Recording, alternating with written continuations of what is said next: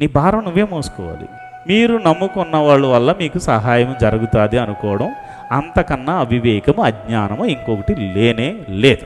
ఒక క్రైస్తవుడి యొక్క జీవితంలో నువ్వు ఎవరినైతే టార్గెట్ పెట్టుకున్నావో, నాకు వీడి వల్ల సహాయం దొరుకుతుందని ఎలా ఊగిపోతావు. కానీ విచిత్రం ఏంటంటే అక్కడి నుంచి నీకు సహాయం రానే రాదు.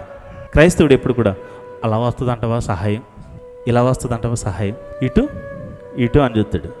కానీ దేవుడు నువ్వు ఇటు చూసి ఇటు చూసి ఇటు చూసి ఇటు చూసినంతకాలం దేవుడు నీకు సహాయం చేయడు. ఎటు చూడాలా?